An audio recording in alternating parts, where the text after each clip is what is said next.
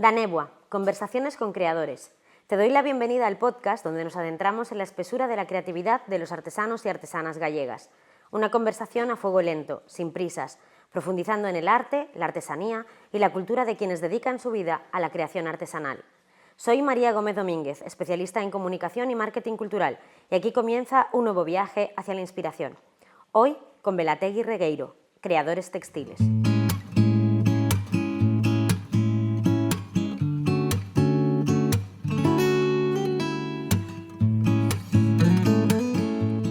Luisa Estevez y Óscar Montero llegaron al mundo del telar y a la artesanía textil en 1984, como suceden las mejores cosas en la vida, por casualidad. Amor a primera vista, enganchados hasta la médula, y en 2004 lanzaron la marca Velategui Regueiro, todo un homenaje a los apellidos invisibles de sus madres y a las mujeres por extensión. Desde entonces, y desde su taller artesanal, diseñan, crean y tejen en telar piezas únicas, arte textil, a medida y bajo demanda, empleando materiales naturales como el lino, la alpaca, la seda o el bambú, y materiales reciclados como el neopreno de los trajes de surf o el caucho de las cámaras de bicicletas.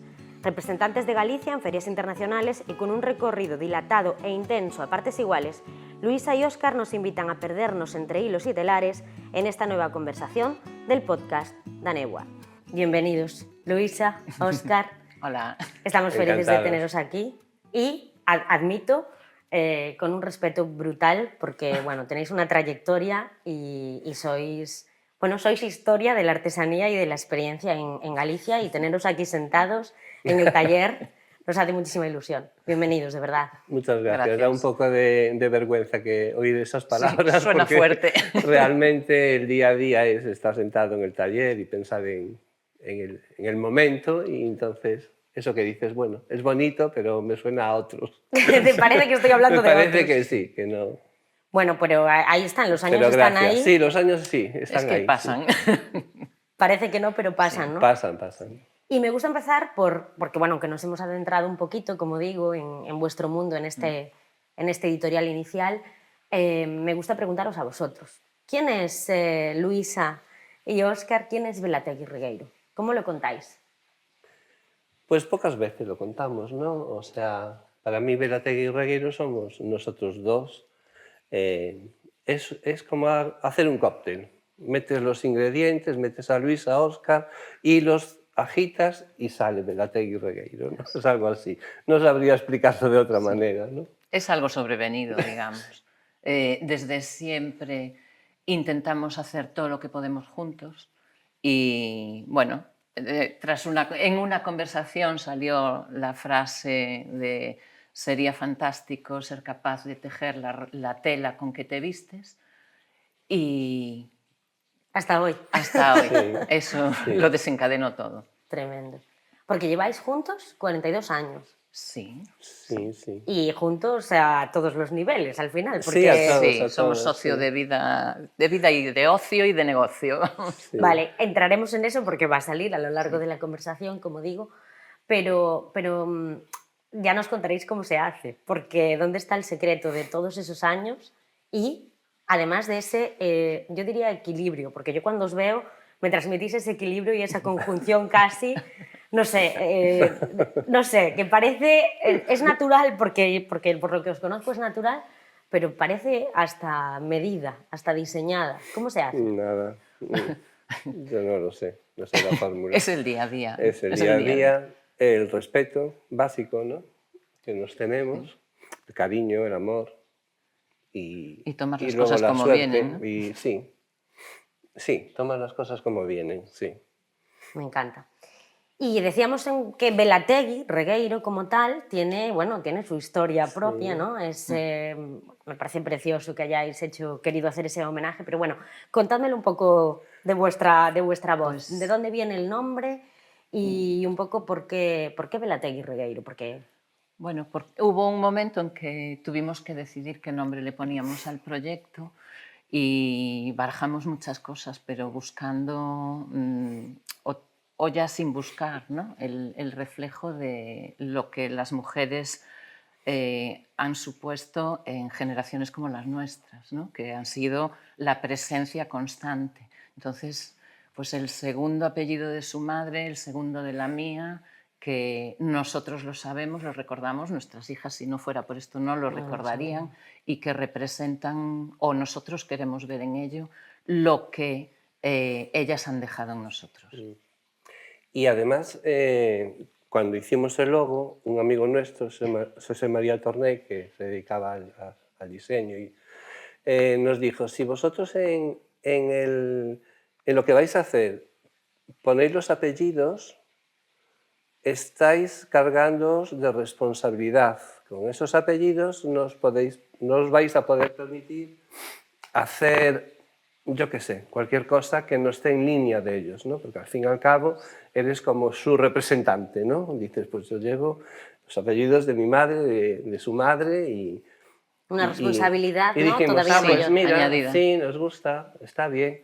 Decíamos, pero no es así complicado eso de Belategui, Regueiro, qué cosa más... Suena largo. Tal. Y dice, no, para nada, para nada.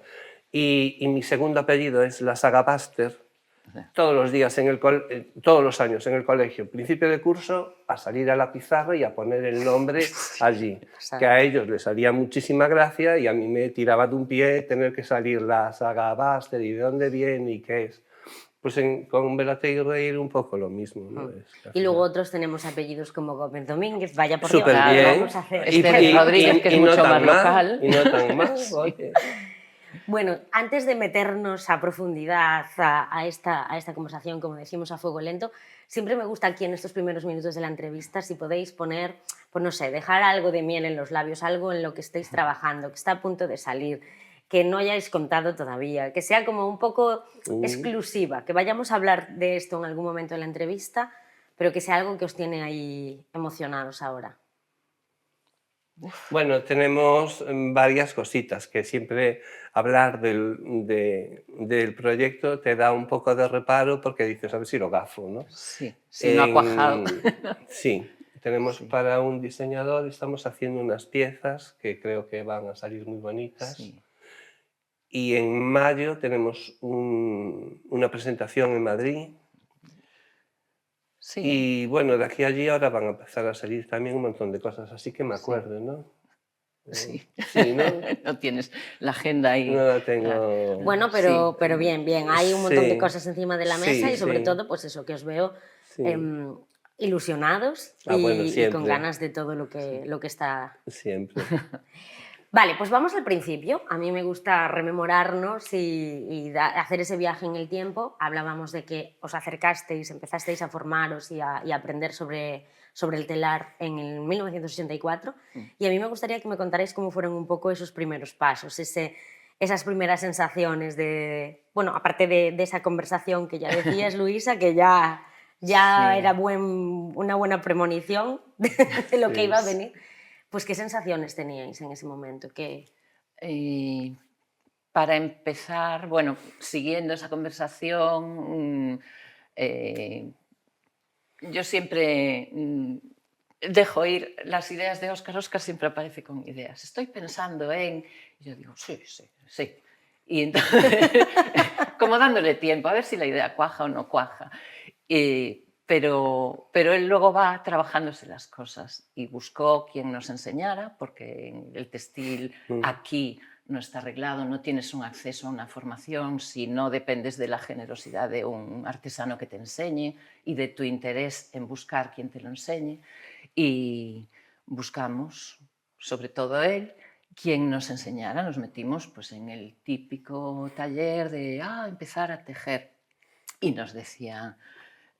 pero bueno, descansar, tomarse un cafetito, no, ya era, no, seguimos, no, hay que aprovechar el tiempo. Sí. Y bueno, todo se va desencadenando. Te haces, en ese momento nos hicimos 2 telares, 2 bastidores, uno para cada uno, y empezamos con los rudimentos del tejido. Después, complicando, cursos más complicaditos, proyectos así. Después, tejer en telar de bajo lizo, ese que se trabaja sentado, donde se hacían las sábanas de lino, todo eso. Y también curso, teníamos una niña que aprendió a andar por debajo de los telares mientras nosotros aprendíamos a tejer. y arrastrándola, la llevábamos con nosotros a las clases. Nos lo podíamos permitir, llevarla a las clases, ¿no? Le dedicamos un montón de tiempo, ahorramos para el telar, nos pisábamos, acaba que quiero ir yo, acaba esa pieza que estoy pensando en... Y todo, bueno, lo que te decíamos, todo se va desencadenando, ¿no? Y va ocupando cada vez más tiempo, más interés. Más Y peso en vuestras vidas al final, ¿no? Se convierte en una actividad casi obsesiva. Sí, porque te ocupa tanto tiempo, estás hablando todo el día de ello y te vas metiendo de cabeza.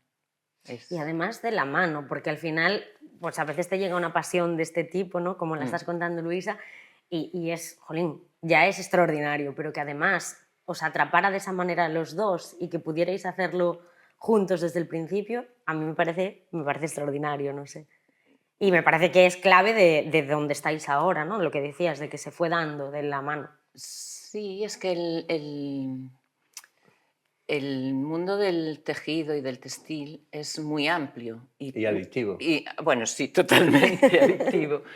Pero te permite hacer muchas cosas. Te permite hacer las piezas tradicionales, pero te permite crear piezas totalmente diferentes, innovadoras. Entonces, es un campo amplísimo y aunque tengas formas de trabajar diferentes, que somos muy diferentes en eso, es un campo con un lenguaje común y que a los dos nos llena. Entonces, bueno, lo puedes llevar a tu interés sin... Nos han pasado cosas muy graciosas, como antes, ahora ya no, pero antes cuando tejíamos una pieza, lo normal es que la tejas seguido porque tus ritmos no son los mismos. Si te ha llegado una mala noticia, si ese día no te has levantado bien, si tal, se paga en el tejido. El tejido lleva una secuencia y tienes que intentar que sea siempre la misma. Si no,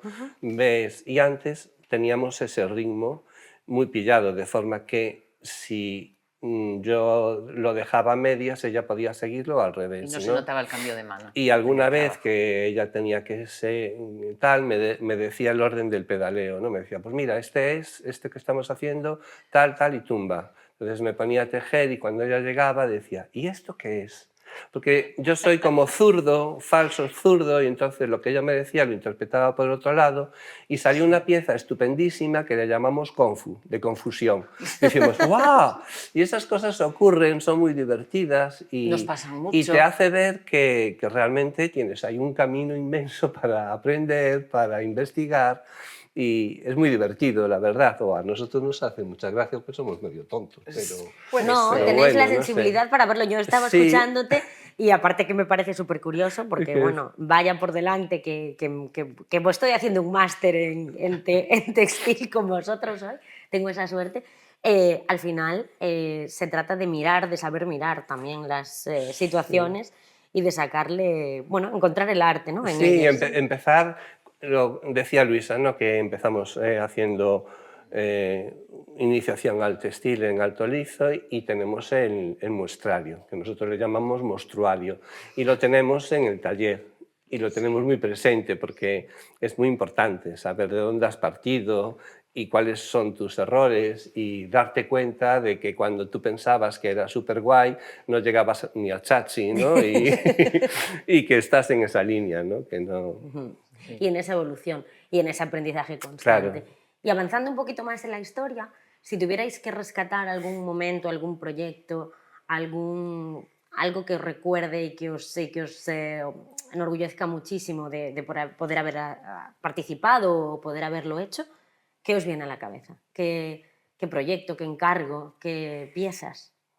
Bueno, yo creo que, voy a decirlo yo creo que recibimos una llamada de Teresa Elvi que nos pedía si éramos capaces de hacer algo. No sabíamos cómo llegó a nosotros y resulta que llegó por otra artesana que vino a dar un curso hace tiempo en nuestro taller de fieltro. Y nos conoció. Y le dijo, mira, yo no te lo puedo hacer, pero estos chicos seguro que te lo hacen, ¿no? Y Y realmente lo que llegó fueron unas telas pinchadas con alfiler, unas tiras, Sí. y decir, ¿puedes hacer algo así?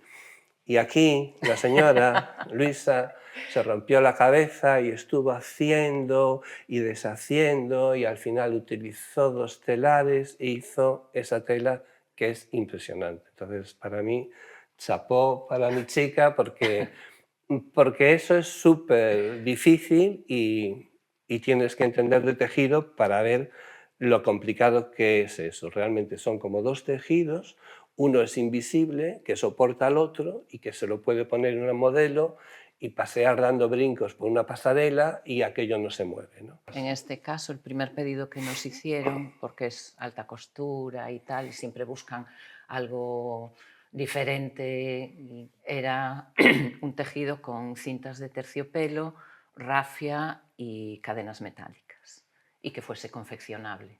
Ese era el reto. pedido, Ese claro. era el Pedidito. reto. Y bueno, hicimos ahí eso. Luego Invadimos vinieron el más taller. pedidos y más historias, pero Sí, ese pero se sí. rompió ahí. Bueno, al final, eso que decíais antes, las posibilidades que tiene el tejido son tantas que me imagino que habrá preferencias, que habrá cosas que os gusten más, que disfrutéis más, proyectos que os hagan pues, sentir más en vuestro sitio. ¿Cuáles diríais que son esos espacios o esos encargos que disfrutáis más? Más que encargos es la técnica. Óscar es fantástico en el tejido de alto lizo. Sí. Le encanta y es un placer verlo trabajar porque se queda absorto en lo suyo y es en cuestión de hacer tapices, máscaras, escultura textil, y yo soy más de telar, de trabajar sentada, de todo lo que es la programación, entre comillas, de colocar los hilos y el tejer telas. Entonces, aunque los dos le damos a todo, nos encontramos muchísimo más cómodos o felices cada uno en nuestro campo. E imagino que lo ideal, sobre todo, de que cada uno tengáis un poco un espacio donde pues, disfrutáis más, también es muy complementario y os permitirá pues, coger proyectos y cosas que al final tengan una perspectiva mucho más amplia, ¿no? El que tengáis esa especialización diferente. Sí, sí, yo creo que abarcamos un poquito más todo el textil. Hay una parte que está un poco fuera del taller, en otro taller, que es los tintes, trabajar ya más con agua, con fuego, elementos así, para hacer coprín, o para hacer teñir las telas. Sí, no sé si contesto, pero me he perdido un poco, ¿no? Como siempre. No, al final es lo que hablamos, Pero es sí, decir, está todo de la mano y os permite un poco esa sí. perspectiva más general. ¿Qué es esto que repetiríais 1000 veces en vuestro proceso de artesanos? Somos conscientes que nos ven y nos escuchan muchos artesanos y artesanas que están empezando, que están dando sus primeros pasos. ¿Y qué sería esto que le recomendaríais o aconsejaríais que vosotros habéis hecho o que tenéis en vuestra lista de tareas que os ha funcionado? Yo creo que es importante, vital, formarse. Aprende una técnica antes de prescindir de ella para crear, ¿no? Aprende una técnica, fórmate, trabaja, dedícale tiempo, interés y después rompe todos los moldes, pero sabiendo lo que estás haciendo. No es tanto que el resultado final parezca perfecto según las normas establecidas, sino que el resultado final sea lo que tú quieres hacer. Y lo que no volveríais a hacer, esa gran lección que os llevasteis, a lo mejor ese chasco o Bueno, esa mala decisión. chascos, yo creo que muchísimos, ¿no? Continuamente te llevas chascos. Pero bueno, en el error también está la virtud, ¿no? Si no te equivocas tampoco aprendes. Sí, de todos Y aprende. sí, Tenemos un montón de fotografías de procesos fallidos sí, sí, que nos hacen mucha muchísimos. gracia. Y nos Sí. reímos. Estuvo un año un pompón inmenso en medio del taller, Gigante. gigante, como escarnio, ¿no? Porque la idea nos parecía maravillosa, el pompón, las luces, gastamos un montón kilos de lana, aquello era... Y y nada, Y no, no no fue... funcionó, no funcionó. Y bueno, hay que reírse, ¿no? Bienaventurado el que se ríe de sí mismo porque siempre va a tener motivos, ¿no? Y esto yo creo que te lleva a eso, a reírte de ti, de tus fallos y aprender, claro. Total.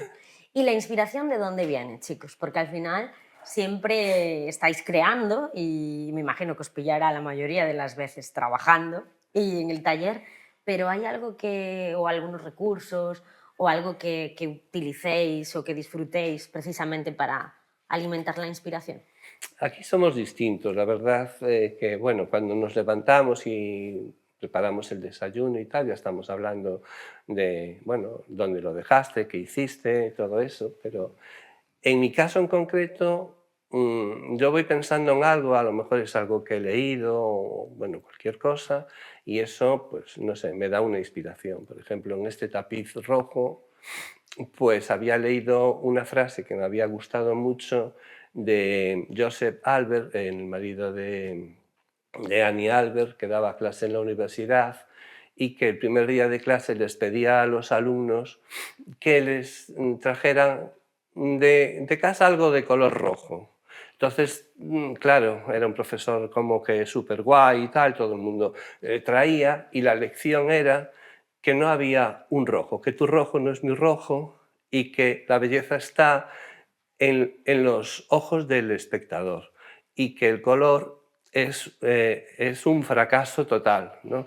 Entonces, este es el ejemplo de qué cantidad de rojos hay aquí mezclados, Sí. ¿no? Y fue pues esa inspiración. A partir de ahí, pues nada, lo vas pensando, lo vas madurando y es algo como obsesivo. Estás todo el tiempo, pues esto, lo otro, no sé qué, Sí. tal, y entonces empiezas a darle forma y tiene dos fases que son muy marcadas. Una fase que es la que tú quieres hacer, otra es la que el tejido te va diciendo no vayas por ahí, no vayas por ahí, lo vas viendo, entonces vas modificándolo y la parte que va muy lenta, porque tienes que coger hilo a hilo, pasar la urdimbre y dices, Dios mío, no acabaré, ya quiero. Esa ansiedad tienes que reprimirla y decir, bueno, tranquilo, que esto es, el camino es lo bonito, ¿no? El camino que lleva. Ese es mi proceso, que es Sí, distinto a, totalmente al de su Luisa, proceso ¿no? incluye decir, tengo una idea, voy a trabajar con rojo. Y entonces aquí cojo el Claro. carrito, recorro el Sí, taller, es verdad. selecciono todos los rojos posibles de todos los materiales, todas las variaciones y se los dejo ahí.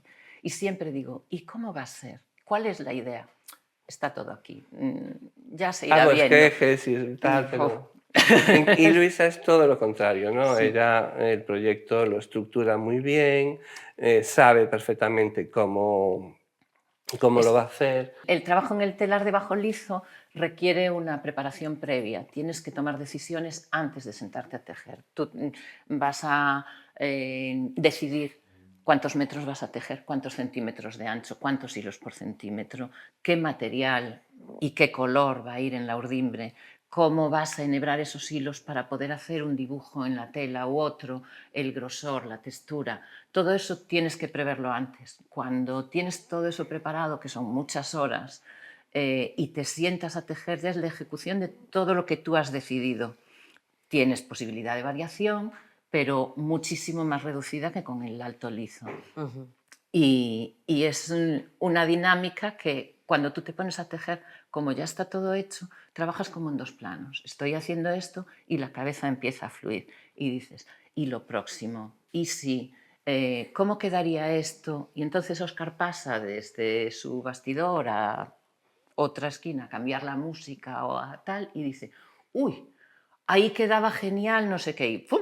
Ya está, el próximo proyecto está en marcha, ¿no? Qué maravilla. Es que, o sea, es lo que decíamos al principio, o sea, sabéis esa Sí, complementariedad prácticamente total. Hablábamos al principio en el editorial que utilizáis bueno, pues un montón de tipos, ¿no? De tejidos, de fibras, pero también, y me interesa mucho esto porque al final los tiempos que estamos, siempre que podamos buscar esa segunda vida y buscar ese reciclaje de los materiales me parece, bueno, súper, súper importante. Y utilizáis tema de neopreno, ¿no? Y también las cámaras de las bicicletas. ¿Cómo se hace esto? O sea, Eso. ¿cómo llegáis a utilizar ese tipo de materiales? Y sobre todo, pues, ¿cuánto supone en el cambio, ¿no? del enfoque porque entiendo que se trabaja totalmente diferente con ese tipo de materiales. A ver, es muy divertido porque realmente todo va surgiendo, ¿no? Pues un día vas a hacer rafting con un amigo y siempre las preguntas siempre las tenemos. Oye, ¿qué pasa con los trajes? Porque aquí pasa mucha gente. ¿Qué haces con ellos? Pues es que no sé qué hacer, los tengo ahí amontonados, no sé qué. O cuando vas a arreglar una rueda y ves que hay Las una nube, cámaras, y sí. dices, no sabes, y te investigas y parece ser pues que eso, que se deterioran, que contaminan el medio ambiente, que no está regulado, y ahí le das vueltas, ¿no? O vas por la playa y encuentras unos palos, encuentras unas redes, o en casa, que somos mucho de hacer con la ropa Darle nueva vida nueva y vida, transformarla para que pues tenga. muchas partes de los tapices y tal están hechos con ropas, ¿no? O sea, cuando nosotros descansamos porque queremos ver una película, la obligación es que la puedes ver siempre y cuando estés haciendo algo, si no, no la puedes ver. Y ahí es donde aprovechas, pues aquella camiseta que se rompió, no sé quién, pues la haces tiras y luego la vas a tejer. Está tejiendo ahora, en este momento, con las cintas de vídeo. Cinta. Sí.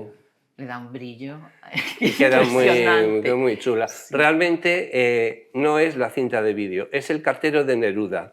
Ese va En esa incluido en el cinta. próximo tapiz. Entonces, cuando él preguntó, ¿y esto qué es? El cartero de Neruda. La cinta. Me encanta. O sea, al final siempre buscáis que tenga pues, un aporte desde el punto de vista de la técnica tradicional de trabajar el textil, digamos, pero con un aporte cultural súper importante y siempre tratáis de que tenga algún tipo de porqué, ¿no? Buscáis un porqué con las piezas que hacéis, buscáis transmitir algún tipo de mensaje, buscáis que llegue... Es que el mensaje viene implícito, no es que digas voy a hacer algo para que diga qué o qué dice esto, es que lo vas descubriendo cuando lo estás haciendo.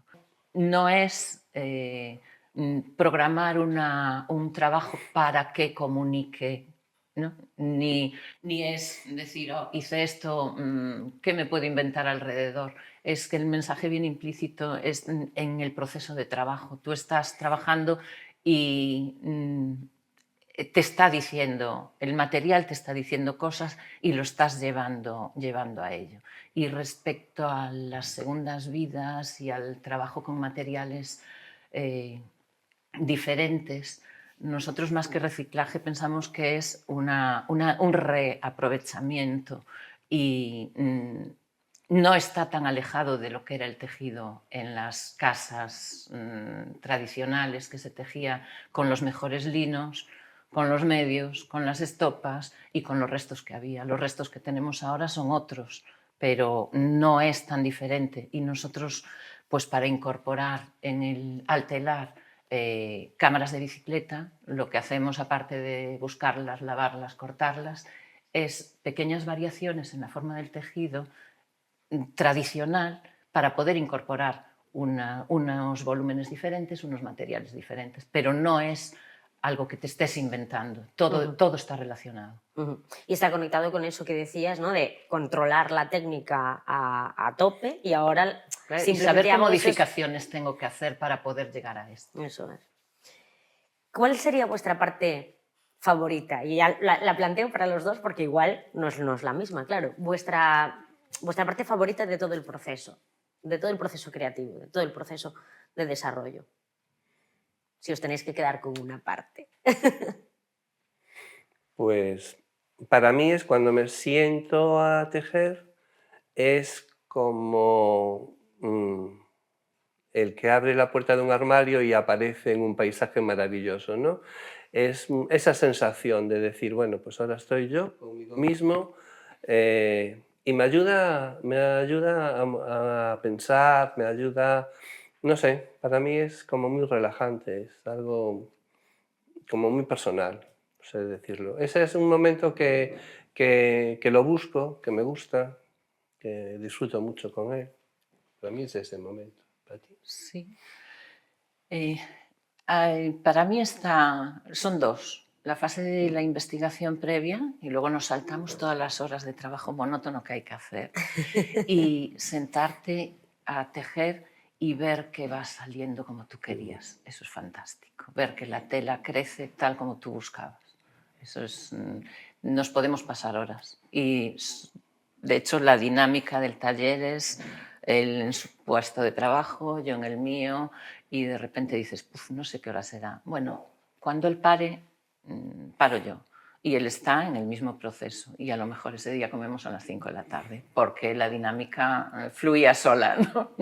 Si tuvierais que elegir entre la creación, vuestras propias creaciones, vuestras propias decisiones, oye, hoy voy a empezar este proyecto, ahora esta va a ser la siguiente obra, o un encargo que venga de algún lugar, de otro diseñador o directamente un cliente, ¿con qué os quedáis? A ver, los encargos es un reto siempre, son divertidos, ¿no? Es que todo depende del encargo. Claro. El encargo que supone un reto es fantástico, porque te Sí. obliga o te lleva a investigar zonas que normalmente no tocas. Sí.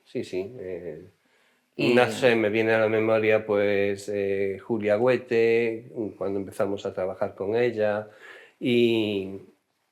y ese contacto, que te cuente lo que quiere hacer, cómo lo quiere hacer, y que nosotros le vamos mandando muestras, y se crea ahí una dinámica como muy chula, es estupendo en ese sentido, ¿no? Sí. Ahí. Sí, pero en cuanto a las piezas de utilizar y de así, nos encanta hacer nuestras propias piezas y que llegue alguien y que se enamore de una. Eso también tiene su... Es el match perfecto. Sí. Sí. En el caso de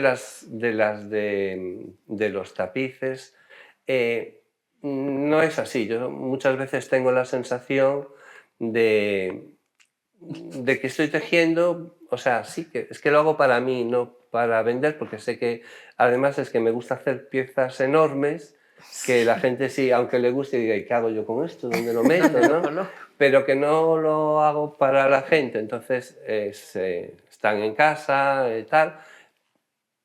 Y a veces me pregunto, bueno, ¿qué sentido tiene, Óscar, que hagas estas cosas? Pero bueno, es el placer de hacerlas, ¿no? Es la propia reto. Felicidad de y es crear. el decir, pues yo quería hacer esto, pero el camino me lleva por otro lado y dejarme llevar por ese lado, y eso me gusta, me lleva a cosas muy divertidas.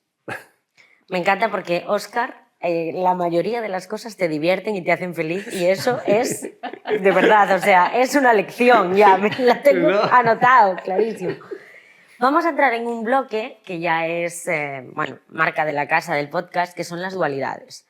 Y os voy a poner os voy a dar dos alternativas y la idea es que os quedéis con una. Como quiero la visión de los dos, y me imagino que no tiene por qué coincidir, os lo voy a plantear y me respondéis, pero intentar matizar poco. Vamos allá. ¿Artesanos o artistas? Yo artesana. Tu artista. Yo creador textil. Sí. ¿Emprendedores o empresarios? Emprendedores. ¿Arte u oficio? Ambas. No se puede desligar. En este mundo no se puede desligar. ¿Tienda o galería? En el sentido, ¿vuestras piezas las veis mejor o más en su lugar en una tienda o en una galería? Donde quiera la gente. No pienso en ello, la verdad. No. ¿Negocio o forma de vida? Forma de vida. Forma de vida obsesiva. Sí, obsesiva, me encanta el apellido. Y si tuvierais que explicarme o contarme cuál es vuestro propósito con esto, o sea, qué es lo que estáis buscando desde que en el 84 llegáis al telar, pero después empezáis a profesionalizarlo y decidís dedicaros al tejido y a la artesanía textil, ¿cuál es vuestro propósito? ¿Qué es lo que os mueve? Pues yo creo que son las sensaciones, ¿no? Lo que experimentas al hacer eso, lo bien que te lo pasas, lo que aprendes siempre, estás aprendiendo. las lecciones que te da. Quería ir por aquí, pero te dicen, no, por aquí no vayas porque no vas a encontrar nada y además es por este otro lado, ¿no? Ah, vale, pues, no sé, eso es un placer, ¿no? Es algo que entra en sangre. Sí, ¿no? Y que no es un propósito definido y Sí, grandilocuente, no. es el día a día, el vivir de una manera que te llene, que te guste, Sí, trabajar con aquí algo que ahora, te está y punto. Y que transmitiendo. parece poco, grandilocuente. No, hombre, o sea... pero no es una definición No. de wow, mi propósito en la vida es dejar No. huella, no, No. es Es vivir y Es vivir disfrutarlo. disfrutándolo, sí. Sí. Me encanta. Entramos en la dimensión de la conciliación y además me parece súper importante hablarlo con vosotros porque es lo que decimos, sois, aparte de compañeros en Velategui y Regueiro, profesionales, compañeros de vida, que lleváis un recorrido vital largo y, como decimos, completo. Los artesanos pueden conciliar, consiguen conciliar. Eso existe en el mundo de la artesanía. ¿Qué pensáis? Sí, de aquella manera. Non hai millor amo que o que manda e fai. ¿No? Sí. Con sacrificios, las horas que no dedicas dentro de un horario específico para cría de niños o tal, las pones en otro momento. Y si tu espacio de trabajo se aviene a tener un crío gateando o una cría que te pinte el telar por debajo de todos los colores habidos y por haber, es hacer encaje de bolillos. En aquel momento, por eso me viene la imagen que contabas antes, ¿no? De la niña empezando a caminar debajo del telar. Entiendo que aquello, o sea, esta pasión estaba llegando a vuestras vidas, estabais decidiendo, oye, vamos a dedicarnos a esto, vamos a dedicar nuestra vida a esto. Imagino que el proyecto de vida y el proyecto de familia estaba encima de la mesa. ¿Esto lo llegasteis a plantear o tuvisteis dudas con esta forma de vida de cara a vuestra familia?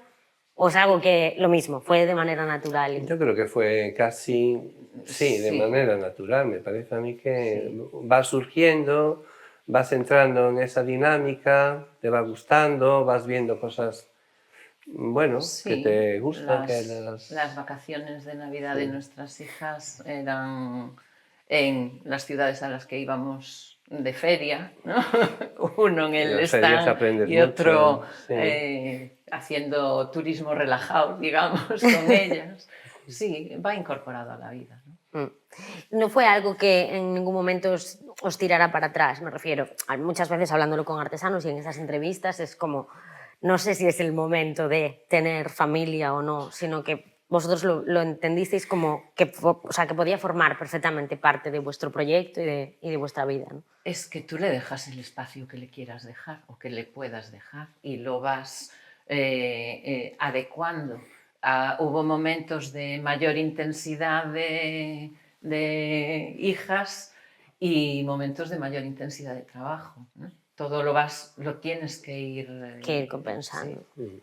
Y en vuestra experiencia, ¿creéis que habría algo que a lo mejor de cara pues, a mejorar un poco la situación y la conciliación se podría hacer o podríamos pedir, ¿no? Carta a los reyes de facilitar un poco la integración de las familias para los artesanos? ¿O está en nuestra mano, es decir, en esa parte de flexibilizar y de adaptarnos? A ver, la adaptación está en nuestras vidas siempre, pero vamos a ver si las leyes ayudan un poquito, ¿no? Pues, Igual sí, ¿no? Pues igual lo tenemos un poco más fácil, pero no solo nosotros porque seamos artesanos, todo el mundo, ¿no? Si eres artesano, si eres autónomo, tú controlas los horarios más o menos, pero si tienes un horario rígido, es que es todo. ¿Para qué hacer diferencias, no? Sí, sí. ¿Y qué creéis que se podría hacer desde el punto de vista de, al final, el propio conjunto, ¿no? de lo que sería el sector o de lo que sería el mundo de la artesanía para visibilizar pues, lo malo en el sentido de pues, las renuncias que hay que hacer cuando te dedicas tú al 100% a tu proyecto, a tu negocio? Los tiendo a todos los autónomos, efectivamente, no solo a los artesanos. Yo la verdad es que así no me paro mucho a pensar esto, porque va a sonar una chorrada, ¿no? Pero es que me gusta más estar en el taller haciendo cosas que esa reflexión que me dices tú, la voy a tener en la mente y la voy a estar dando vueltas. Pues, oye, qué pregunta tan interesante, pero yo desde luego no encuentro, no sé si tú lo... No, me descoloca Sí. un Yo poco. entiendo, pero es también por la parte que hablábamos antes, de que estáis totalmente centrados en lo que creáis, en lo que desarrolláis, y lo que me transmitís es eso, que os habéis centrado a tope en crear y en desarrollar, no en a lo mejor enfocaros en lo que estaba, pues no sé, peor o que era un problema, sino no hay problema, vamos en el día a día, pero me imagino que habría renuncias y que habría momentos duros, ¿no? Sí, Sí, sí. sí, claro que sí, tienes que priorizar unas cosas sobre otras. Así los talleres pequeñitos, al final somos como el hombre orquesta, lo hacemos todo y somos plenamente conscientes de que no hacemos nada perfecto y no hacemos nada completamente bien, pero hay cosas en las que metemos muchísimo la pata, porque a quien, bueno, sí, habrá quien, pero a quien le gusta gestionar un taller, hacer facturas. Por favor, no, lo que Las nos redes gusta es... sociales, Lo que nos gusta es tejer, ¿no? Es, sí, todo lo demás tienes que hacerlo, claro. lo llevas lo mejor posible, puedes disfrutar haciendo alguna de esas cosas, pero somos conscientes de que no llegamos a todo, ¿no? Entonces, Y al final todo eso debería meterse en el saco y traducirse, y así es, en el valor de cada pieza, porque al final las piezas tienen su coste, que a veces sí, sí. se habla de esto, del precio de la artesanía, y es donde quiero ahora que entremos a detalle. ¿Creéis que la gente valora realmente la artesanía con todo lo que hay detrás? Sí, yo creo que Hay cada de vez, todo. sí, hay de todo, Sí, pero hay mucha todo. gente que sí que lo valora. Y también trabajas para esa gente, ¿no? Cada vez hay más empresas, pues Zara mismo, que te llamen a ti, que estás en un taller, y que te diga, vamos a abrir una tienda en París, ¿nos podéis hacer unas cortinas? Pues eso, hace unos años, no se daba. Y eso significa que tu trabajo es interesante para mucha gente. Y tú no llegas, realmente no llegas a mucha gente que estaría enamorada de tu trabajo. Hay otra que tampoco es verdad, ¿no? Dice, bueno, a mí la artesanía, eh, pero bueno, realmente trabajas y te ponen en la línea, pues he puesto un ejemplo, el de Zara, ¿no? Que nos ha encantado trabajar, pero hay muchísimos más, ¿no? Y hay muchas personas. Otro ejemplo que a mí me emociona muchísimo cuando íbamos a ferias, en primer día de feria en Mostrar, pasaba una señora y se quedaba mirando un fular, y al día siguiente, y al siguiente, y al siguiente, un día le dijimos, pase y tóquelo, sí, tal, es que me encanta. Vengo todos los días con la esperanza de que siga aquí, porque a ver si... Y el último día la señora lo compra, ¿no? Entonces a mí me emociona muchísimo que existan gente con esa sensibilidad que me ponga en línea de decir, es que me encanta, adoro esta gente, quiero trabajar para esta gente, me emociona.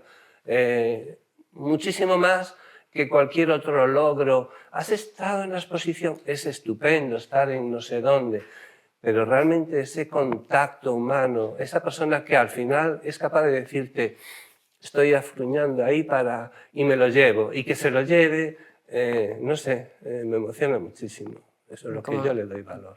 cómo no te va a emocionar? Es la mejor manera de valorar tu trabajo y lo que haces, o sea, Claro, que te valoren así, sí. pues es. Y entendéis que la gente, sobre todo en este tiempo en el que estamos, ¿no? Si entramos además en el mundo textil y en el mundo de la fast fashion y todo este mundo que al final está ahí y que Sí. convivís con él diariamente, aunque por supuesto los productos son para públicos totalmente distintos, ¿qué creéis que desde la artesanía y concretamente desde la artesanía textil podemos o debemos hacer para al final pues poner en valor y poner claras esas diferencias entre lo que es un tipo de moda o un tipo de tejido y de cómo se trabaja el tejido y otro? ¿Qué podemos hacer? Eh, Yo creo que si tú tratas con respeto tu trabajo, tu forma de trabajar, y los pones con el máximo respeto posible, estás transmitiendo algo más que mira lo que he hecho, ¿no? Estás transmitiendo y estás contribuyendo a educar un poquito a la gente en un determinado campo. Y bueno, pues no sé si esto se pierde demasiado por ahí, pero hacer piezas que puedas utilizar en circunstancias muy diferentes, en tiempos diferentes y que pues sigan así después de 10, 11 años de uso.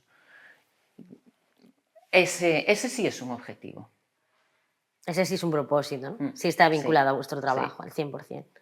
En ese punto de la calidad, ¿no? De buscar esa calidad y de buscar el que al final el propio producto otra vez vuelve a hablar es que es un por trabajo, sí mismo, es ¿no? un trabajo que lleva muchísimo tiempo. No lo estropees haciéndolo con un material que no va a responder, por ejemplo.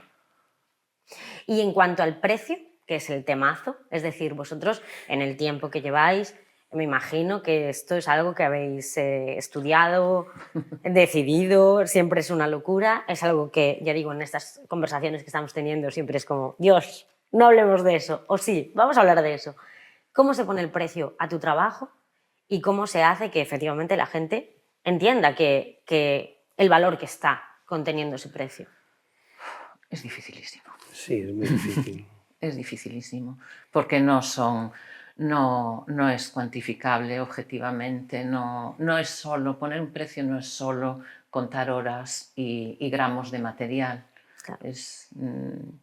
Y cuentas todas las horas que piensas para llegar a hacer una obra, es dificilísimo. Es una parte que normalmente te atormenta. ¿Y qué estrategias usáis o cómo lo hacéis? O sea, ¿es algo que tampoco o tenéis unos mínimos marcados para que efectivamente tampoco se lleve una parte del proceso enorme? ¿O cómo lo gestionáis? Es difícil, es muy difícil. Lo gestionamos como podemos, valoramos horas, el precio de material. Sí, pero Y después somos hay... muy conscientes de dónde estamos. No es lo mismo esa pieza si tú vives en una ciudad grande, en Nueva York y tal, va a tener ¿Un precio? Claro, un precio porque la vida sí. cuesta más vivir allí que si estás en otro país donde no Sí. hay, no sé, yo creo que para mí es bastante complicado, ¿no? O sea, que casi lo hacéis por proyecto o por encargo o por pieza. Sí, por dedicación y dificultad a la hora de llevarlo a cabo, por el uso final que va a tener, por la forma de exposición que pueda llegar a tener, el mercado al que va dirigido, todo está Totalmente condicionado. estudiado. Sí. Si hablamos de visibilidad, de exposición, de notoriedad, ¿cuáles diríais que han sido para vosotros vuestros principales aliados? Esas herramientas o esos espacios, esos lugares donde al final habéis podido hacer llegar vuestro producto y sobre todo que la gente lo conozca y os conozca.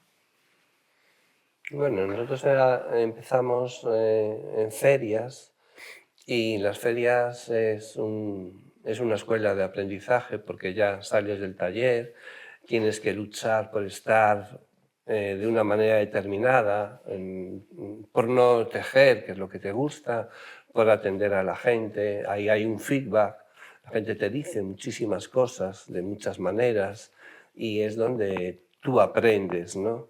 Aprendes muchísimo de lo que te dicen, de ahí es una escuela, ¿no? Y entendemos que para nosotros al menos estar en ferias sí que te puede dar ese aprendizaje, pero no es el sitio donde deba estar, por lo menos, Todo tipo de pieza, por ¿no? lo menos nuestros productos, porque, bueno, también existen, es verdad, ferias profesionales donde ya va más gente buscando cosas muy determinadas, pero en general, en una feria, pues te encuentras con, pasa mucha gente y pasa paseando o dando una vuelta o a ver qué hay, pero no lleva la intención de decir, quiero buscar algo determinado, ¿no? Y en ese sentido sí que es un diálogo interesante, pero cuando ese diálogo lo has hecho muchas veces, ya no lo puedes exprimir más. Y entonces es cuando dices, pues voy a buscar otros caminos, y estás en ello, en esos caminos que te pueden dar presencia, que puedas exponer tu trabajo de una manera, bueno, un poco distinta, ¿no? El ejemplo típico es aquel violinista extraordinario que se puso a tocar en el metro de Nueva York y que la gente pasaba sin darse cuenta. ¿Dónde tiene que estar ese violinista? Pues donde está siempre, ¿no? La gente, muchas veces vamos a nuestro trabajo, tenemos prisa, no nos paramos, no oímos, no escuchamos, no vemos. Y entonces, si tú pones tus prendas en el sitio donde la gente va para escuchar, para ver, para sentir, para tocar, es posible que lo pongas el mensaje un poco más en valor, ¿no? Claro. Y en ese sentido sí que habéis encontrado pues ahora otro tipo de espacios donde poder, donde sí sea el lugar. La eterna búsqueda, de todas maneras. Mira, no somos muy de buscar, no somos muy de trabajar en el taller, no buscamos, pero realmente casi nos buscan en el sentido de que, pues lo que te contaba de Zara o lo que te contaba de Julia Huete, no sé, esos son los espacios donde realmente no es que vayas tú, sino que ahí dicen, pues qué bien, y es cuando te das cuenta, pues sí, ahí estaría muy bien, ¿no?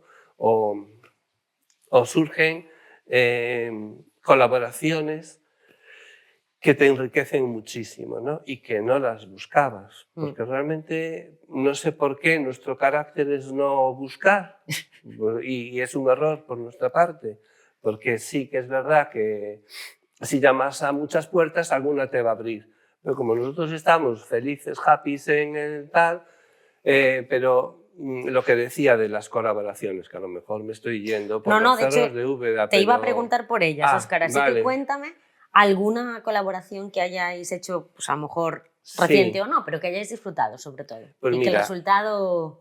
Te contamos una que yo creo que entronca mucho con nuestras raíces, con lo que somos y que muchas veces pasa desapercibida, ¿no? En un momento dado alguien vino por nuestro taller y nos ofreció colaborar, dijo que esa persona es Tete Mareque y nos estaba hablando de la lana de la raza ovella galega.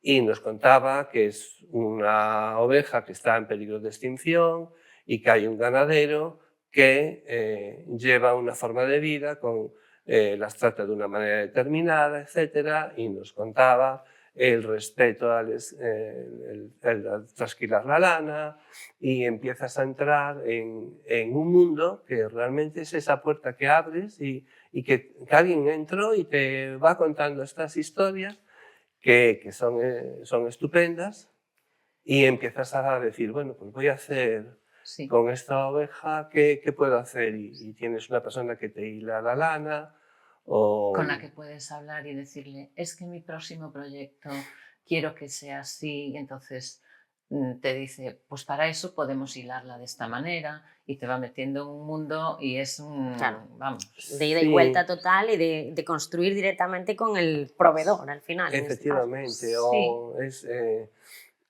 eso, lo mismo.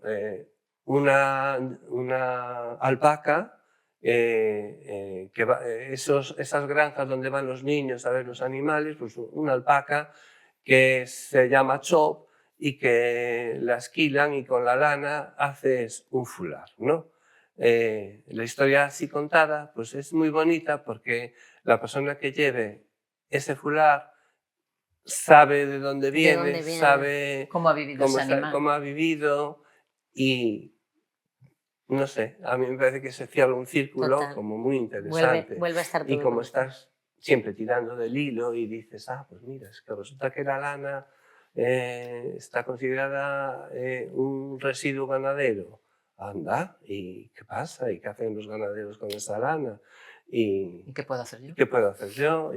Y ahí empieza a surgir pues eso, una magia de colaborar, pues mira, por aquí puedo ir. Y un proceso totalmente constructivo y de hacer crecer y de hacer que quede más pozo al final de todo, Sí, de sí, todo, sí, de y cada que proyecto. aprendas, sí, sí.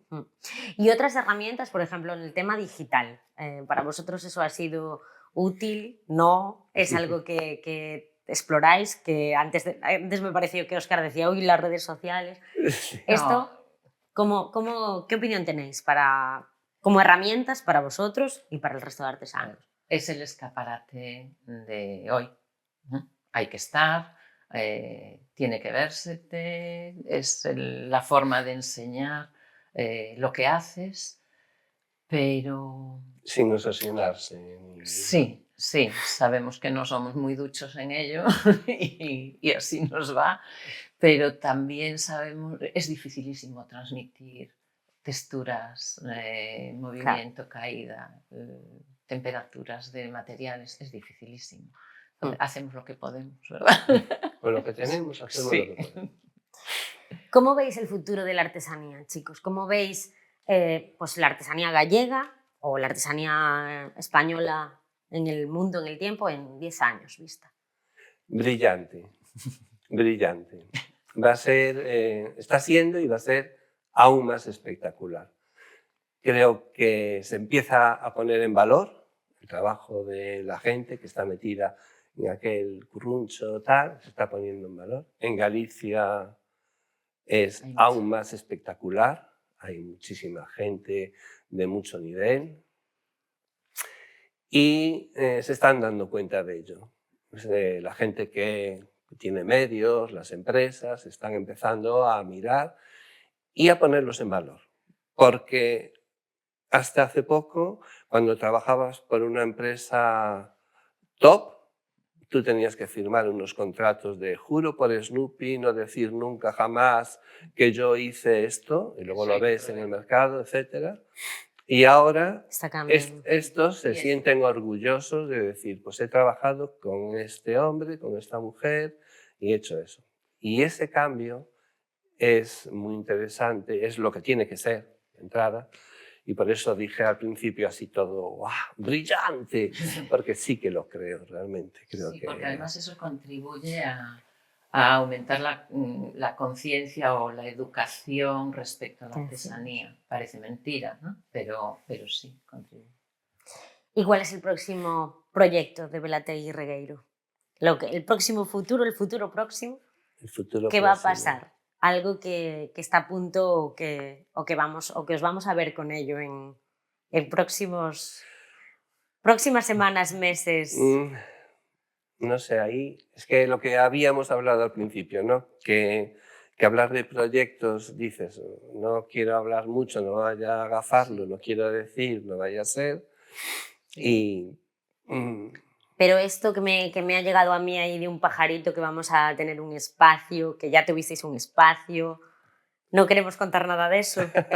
Digo, no sé. Hasta que cuaje. Hasta que cuaje, pero sí que es verdad que es algo que nos hace mucha ilusión. Sí que es verdad que tener un espacio en un sitio como puede ser Coruña, ¿no? Donde tú puedas exponer y que la gente pueda acercarse a verlo, me parece que es novedoso, es atractivo, es un reto. Está genial.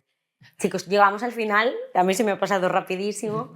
Tengo una pregunta, la última pregunta os la va a hacer nuestro último invitado, que fue Aitor Martínez, y os dejo una pregunta para que la respondáis aquí con calma, y bueno, os la leo tal cual. En esos momentos en los que las cosas, bueno, parecen complicarse y llegáis incluso a dudar de si podéis continuar, ¿qué pensamientos positivos utilizáis para manteneros o para eliminar ese agobio, ese... Es una buena pregunta. La verdad que, bueno, voy a decirlo, eso nos ha pasado y yo creo que nos pasa a todos. Y hay un momento que dices, ¿y qué hago yo con lo bien que podía estar y te haces tu imagen? y bueno, esto no vale, esto no arranca. Y de repente te llaman por teléfono y te aparece esto y lo otro y estás hasta aquí y dices, ostras, es que ya no puedo trabajar más, esto es una locura. Quiero decir que en el fondo no tienes que preocuparte de eso, porque lo que tiene que venir va a venir, lo quieras o no lo quieras, ¿no? Y ya está, no hay más que aplicar la fórmula de la felicidad. Y la aplicas y ya está. Felicidad es igual a expectativas. Hay que restar expectativas. Sí. Cuanto menos expectativas tengas, mejor te va a ir. Cuanto más expectativas, menos feliz vas a ser. Entonces, contestándole a Aitor, si estás por ahí, no sé si te vale la respuesta, pero decirte que lo que tenga que venir va a venir y no le des más vueltas. O por muchas vueltas que le des. Y a eso ayuda, por muy mal momento que sea, que disfrutas muchísimo de tu trabajo. Y que sabes que cuando te jubiles vas a seguir trabajando, vas a seguir tejiendo, vas a hacer esas piezas para las que no tuviste tiempo antes. Por lo menos en nuestro caso. Mira, esto es una chorrada que luego, si queréis, cuando era joven, pues yo fui bailarín, ¿no? Entonces el director llegó un momento que la empresa le dijo, ya ha llegado a su edad, se tiene que jubilar. Se puso en huelga de hambre y dijo algo que me encantó y lo tengo aquí grabado a piel, que es, un artista jamás se jubila.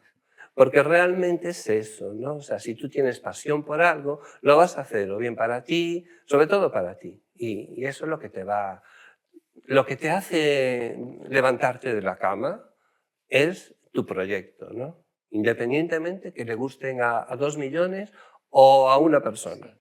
Bueno, chicos, pues ahora sí que es el final. La última pregunta siempre queremos que la dejéis vosotros en el aire para el próximo invitado, la próxima invitada del Danewa Podcast. ¿Qué le queréis preguntar al próximo invitado? Pues, a ver, esta puede ser. Yo la digo y tú... Y yo apostillo. Venga. Por ejemplo, en un foro, generalmente en los foros donde se habla de artesanía, ¿por qué hay tan pocos artesanos que estén hablando de ello? Buenísima, me encanta. ¿Quieres apuntar algo? ¿No? ¿Qué podemos hacer al respecto? ¿Qué podemos hacer al respecto? Vale, perfecto. Mil gracias, chicos, de verdad. Un súper placer, un honor. Espero que hayáis estado cómodos. Yo lo he pasado genial. Bueno. Y mil gracias otra vez. Nada, mil gracias a vosotros y de verdad que gracias, muchas gracias. ¿Por qué nos sentimos atraídas por lo artesano? ¿Será porque estamos cansadas de lo seriado y de lo masivo? ¿Será porque hacer nuestra pequeña gran revolución cada vez que elegimos un producto creado sin prisas nos hace sentir bien? ¿Será porque lo auténtico se halla lo que ha sido pensado con calma y fabricado sin moldes? Quizás solo necesitemos huir de vez en cuando y lo artesano nos ofrezca las vías de escape directas hacia la inspiración. Nos vemos en el próximo viaje, ya sabes, en un nuevo capítulo del podcast Danewa. Danewa Podcast es una iniciativa impulsada por el Ministerio de Cultura y el Gobierno de España, gracias a las ayudas a proyectos profesionales y empresariales y a la colaboración de la Fundación Artesanía de Galicia. La primera temporada de Danewa es una realidad. Nos encuentras en las principales plataformas audiovisuales de podcasting. Gracias por escucharnos.